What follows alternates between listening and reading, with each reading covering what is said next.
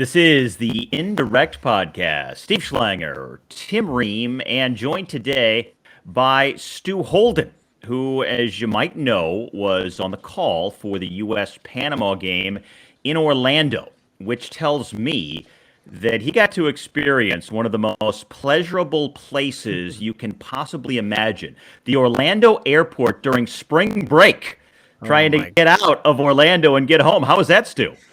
Yeah, I had a 7 a.m. flight this morning. I'm notoriously the save it to the last minute travel guy. I have clear pre-check. I used to travel every weekend. So I thought, I'll turn up an hour before the flight. That'll be fine. I'd normally do 45 minutes. Oh my gosh, it was a zoo at 6 a.m. and the lines were crazy. Actually, Brian, national team player, had traveled in. He doesn't have all the pre-check stuff, and he cut it very close. I think he was the last person to board his flight and get on. But man, spring break, children everywhere, and MCO is probably up there with top 5 worst airports in the U.S., if not top 2.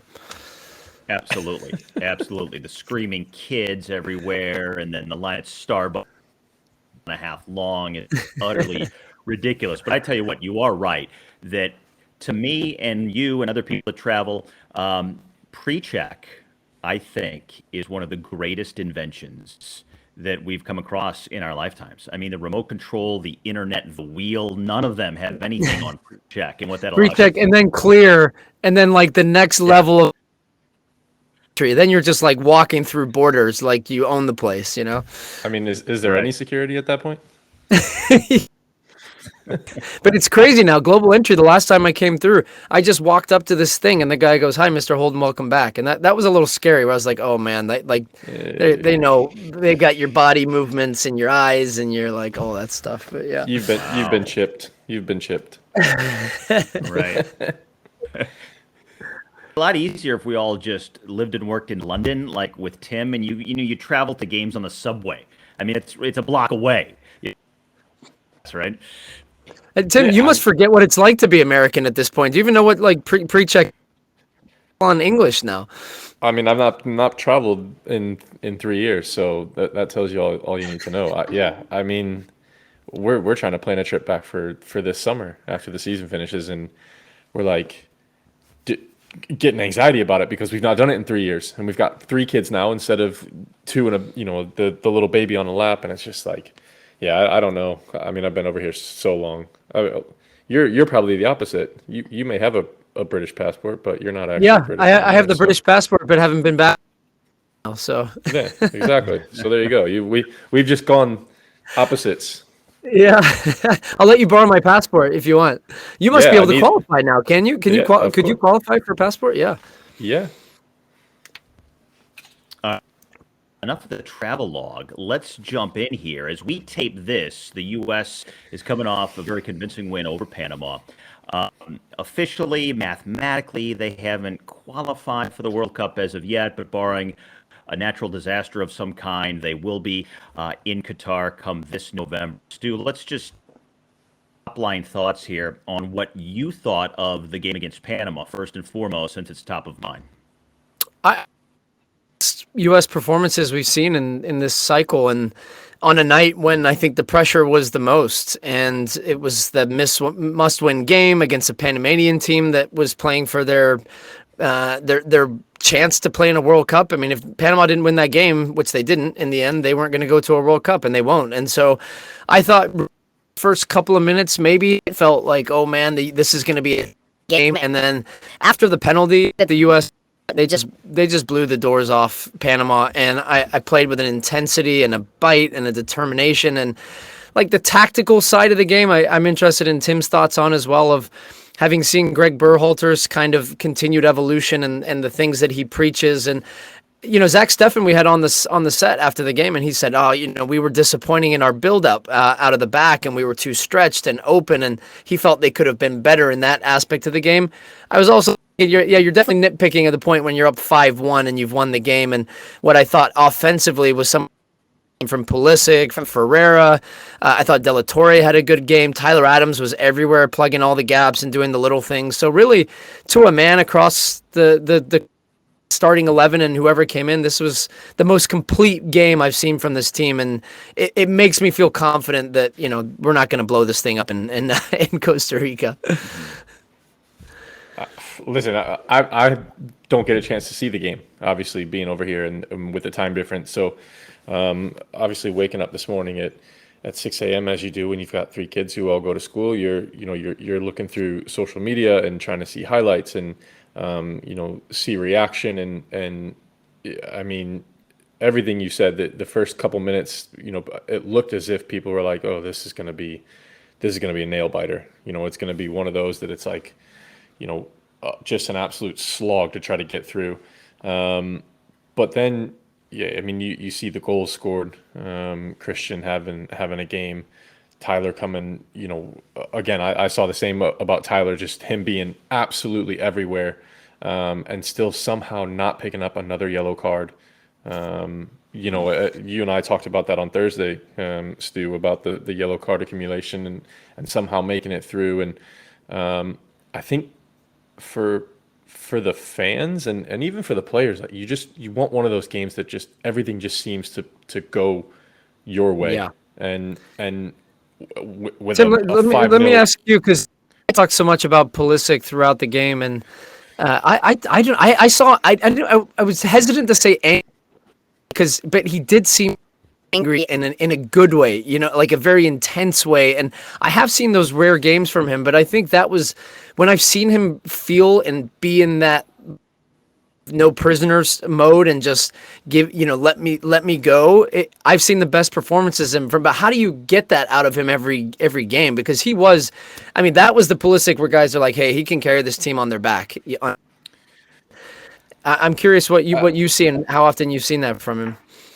I mean, that's pretty much when you see the best Christian, that's kind of his that angst kind of feeling that he has. Whether it's something that he's read or the constant barrage of you're not doing enough from talking heads. And I'm not saying you, Stu. Don't worry. I'm not picking on you here. I'm just from certain circles in the media.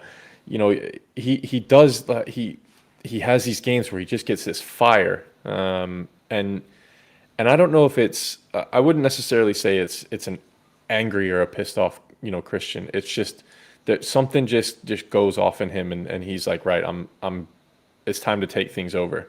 And I know he came out and said it between last camp and this camp that he sometimes comes in and puts too much pressure on himself and thinks he has to do everything, when with the way the team is built, he doesn't have to. And I think you probably finally saw that kind of realization last night that, okay, I don't need to do everything.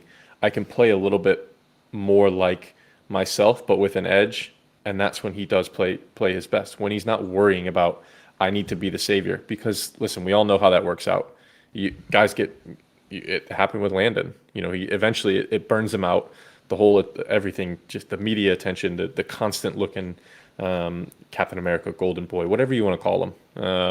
It just becomes so much and draining on a player. And I think last night you probably saw he's finally kind of let that go, and just played the way that everyone kind of expects him to play, and I think that he expects out of himself.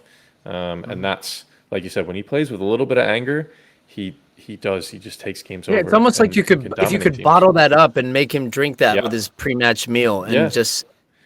But I don't know that there's. Yeah, there's no. That's exactly it. But there's no one thing. I don't. There's never been in a camp like when he's had those games previous. There's never been one thing that's kind of like set him off, and he said, "Right, it's I'm doing something here. It's my time." I don't necessarily think it's just one. Yeah, Zach Steffen said to us too, though, that like after the Mexico game, he Christian was putting a lot of pressure on himself. Yeah, he felt like he let the team down, and he didn't finish that chance, and he had only touches in that game. I think he was the lowest of anybody that played 80 minutes against Mexico. But it was a different kind of game. He's defending, he's pressing, he's counter pressing, and like you're not always going to have what you did last night. But yeah, I wonder how much of that and feeling some criticism and that points were left on the table we're not doing this again. And whatever it was, I thought he was awesome. Really good. I mean, it very well could be that lasting memory of Trinidad. That it's okay. Here's where we're at. Obviously, it's not the very last game of qualifying, but it is the second to last, and it is a must pick up 3 points. To where obviously Trinidad was you must pick up 1 point. This was you must pick up 3, or things will go very badly. And maybe that experience in Trinidad has triggered what everyone saw last night. Yeah, who knows? And I think collectively that now takes us to a new point, a pivot point in the whole process. Throughout this entire qualifying period, it felt like the narrative has been, we've got to rectify what happened in Trinidad. We can't not make the World Cup. We have to make up for what was a huge disaster. And that's always been the baggage that's been following this team, trying to rectify that wrong. And now they're going to do that. Right? So you're turning the page, and you're not going to forget about that, but it's in the rearview mirror, and now you're finally staring ahead at that next World Cup. So what's the mindset and the story for this team coming up? They're going to get the draw soon, but then where does the focus turn for the squad? Well, I think I'm gonna jump in here, Stu, before you go the forward. If you look at this squad now, there's not a lot of guys who were involved in the last qualifying cycle, right? So in the beginning, yes, it was touched on, but it's not been something that's been a constant kind of talking point within the group. And obviously, I was only there. I've been involved the last couple of years and was in the first camp, and even in the first camp, it was right. This qualifying cycle is a different story. It's a different group. It's a the group can create its own narrative and create its own story and legacy, and that was kind of more. The history was more in the media and with fans because it was something that hurt, the country, the soccer fans as a whole, but to the players it was always focused on. Right. It's just about qualifying. It's just about this group. It's not about what has happened in the past. Yeah, it happened, but that was never the focus. And I think that's kind of two different sides where the players and what the staff were focused on was always looking forward, and everyone else wanted to bring up the past and not having another failure. And I think there was a good job being done throughout of making sure that those outside opinions of previous failures didn't creep into the group and what they wanted to accomplish. Yeah, Greg told us I'm sure you've seen it, but he told us he was going to let us watch it. But he said he put together a video of the history of U.S. soccer and going all the way back to the 80s and 90s, and a group that, hey, you guys are just still a chapter as part of this history. And as it's exactly what you said, is that I think we're on the Kuva from the last time, and this young group is really forming their own identity, and I love that. And really, I didn't expect this young group to mature so quickly. And so, Steve, to your point, like getting back to the World Cup is a baseline expectation. Like it's a great thing the U.S. are back, but what happened was the Packers' history. We have always qualified for World Cups before that. So it's not like everybody's going to be saying, oh my gosh, Berhalter is the best coach ever. Like, he's done a great job and he's gotten us back to the World Cup. The next step in the competing and being against the biggest teams in the world. That's what Greg has said from the beginning. Like, he hasn't said our goal is to get to the World Cup and that's all we're going to be. No, it's like really trying to push this program play the way that we're viewed. And it's I'm not guaranteeing and that we go to this World Cup and we're going to be. I think the hope is that you see a team that genuinely can compete, and is this building, and not that you're looking forward all the way to 26, but that is ultimately, I think, going to be the best opportunity when you think the maturation of these guys, and guys like Musa that's 19 years old. He's got I mean, I'm still in college partying at Clemson University at 19 years old. These guys are like full-blown mature, played 50 plus games in La Liga. So it's a very good thing. I like the way, even just watching the game against Mexico, the way that we aggressively pressed and controlled the game, the way we took it to Panama. I think we're going to go to Costa Rica and try and win the game, which I love. This team, because of COVID and because of qualifying being, now 8 teams versus the previous 6, the U.S. isn't really going to have many chances to play against until the World Cup, and competitive sense for sure. And that kind of is like to what you were talking about, Steve. I don't know if this team can play this way against a Germany, a Spain, an England, like the big teams in the world that are going to possess the ball much more comfortable in possession, can play through your pressure. Like, you play at a high level week in, week out. You've played against big teams, and it's like part of that unknown. Like, they all play at big clubs, but it's very different from that to the. Yeah, it is different, and I mean, going back to what Steve's saying, I think there's always been that kind of within a U.S. program of an aggressiveness, maybe not a pressing, high up, but definitely in the medium to low, like we've always been aggressive. It's always been that, and previously it was okay. We're going to be aggressive and we're going to counterattack, and that was kind of the MO of U.S. teams in the past. Now you expect this team to come out and be the aggressors with the ball, without the ball, in CONCACAF, without a doubt, because of Nations League, because of Gold Cup, because of the expanded qualifying. They haven't, the team hasn't been able to play the Germanys, the Frances, these teams that they very well could come up against in the World Cup. And it will be interesting to see if the DNA and that has now kind of been mutated with this squad and a very young squad, but a very, very much squad, will they continue that? And I don't see them changing, maybe modifying slightly, but I don't see them completely saying, right, we've gotten here, now we need to dial it back. We need to kind of reel it in and go back to, go back even further into our roots. I just don't see that with the players we have. It is different going from club to the national team, but this is why you have that kind of core group of players who have consistently been called in now over the past 3, 4, 5 camps, and they are starting to really, really understand each other's games and really, starting to thrive. And hopefully, that puts them in a position to continue that style of play with, the different tactics and the, sets the team up to try to score goals. But you don't know until you get into that situation. Mm-hmm. Speaking of not knowing in that core group, a question for both of you. Do you guys feel like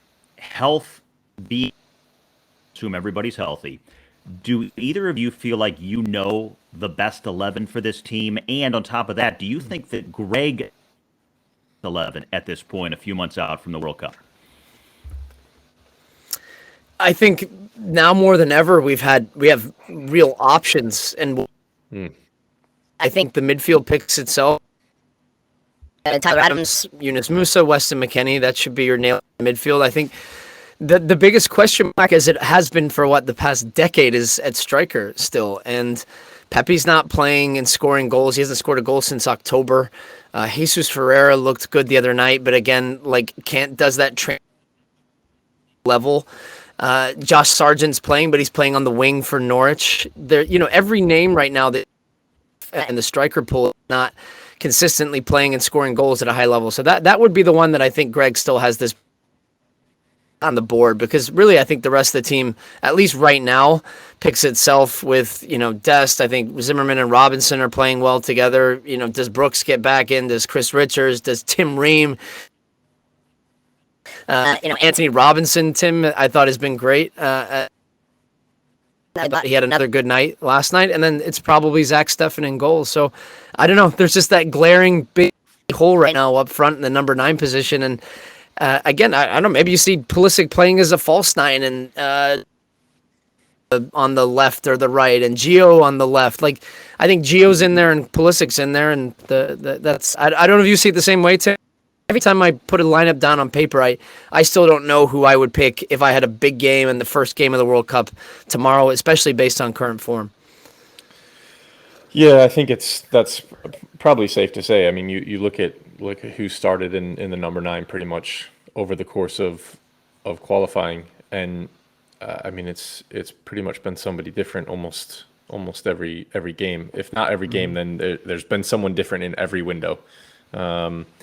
And so, yeah, I think that's probably the biggest question mark. But to what you were saying with options is that the team is so deep with talent, and is actually, it's scary because you know that Tim Weah gets a yellow card, he has to sit out, right?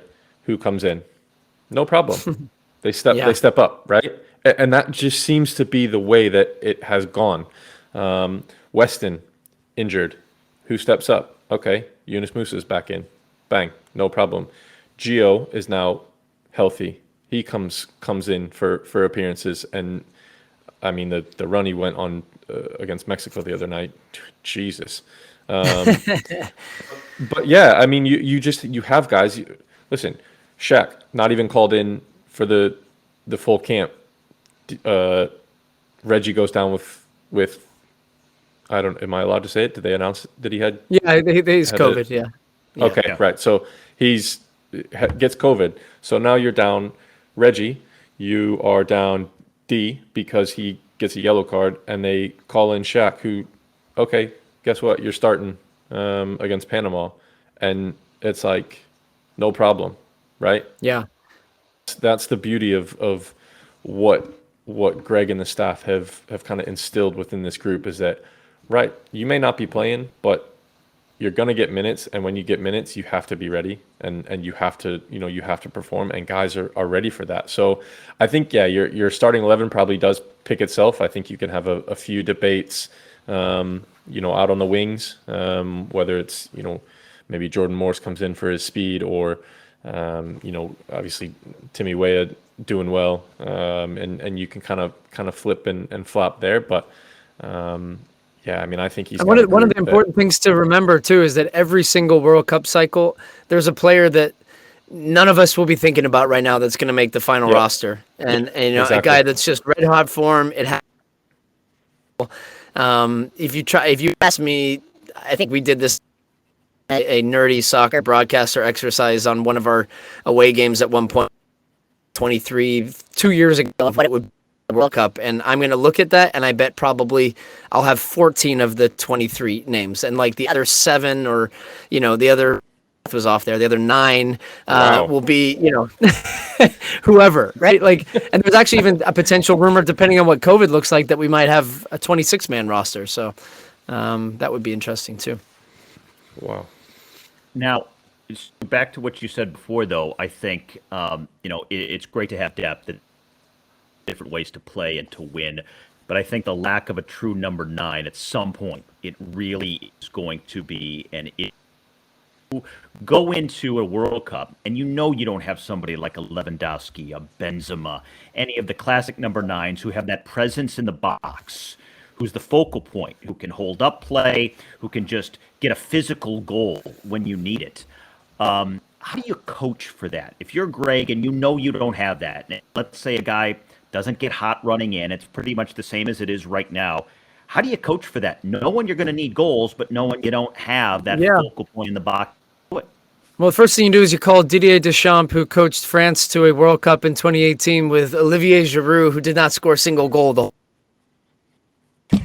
We don't have Mbappe. We don't have Griezmann.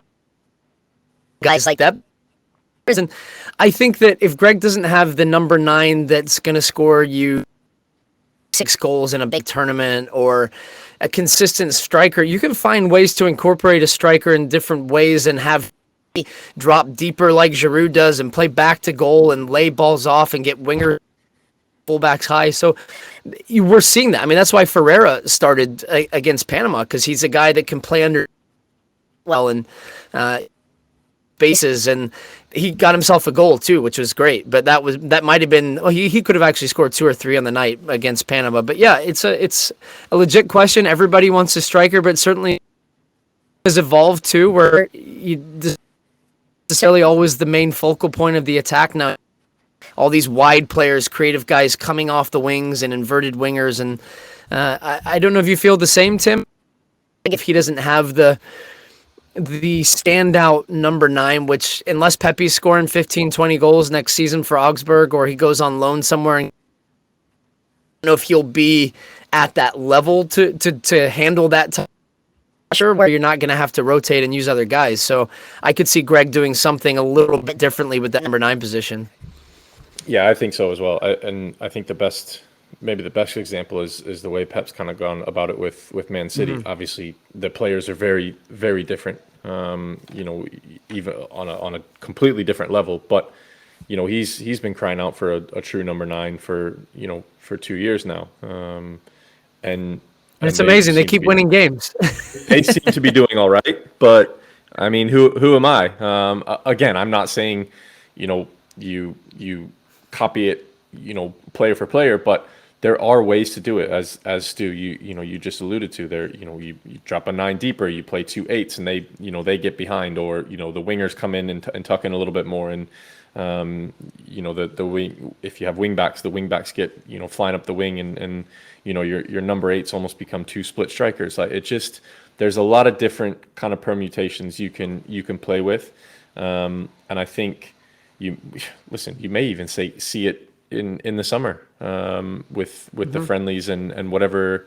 I think there's Nations League games as Nations well. League, yeah, there's a couple friendlies in Nations League. Yeah. So you may see some experimentation in those friendlies and the Nations League matches to play with a what we call a false 9, or two split strikers as number 8s. Who knows? But there are definitely ways to do it. It's just finding the right personnel to be able to do that.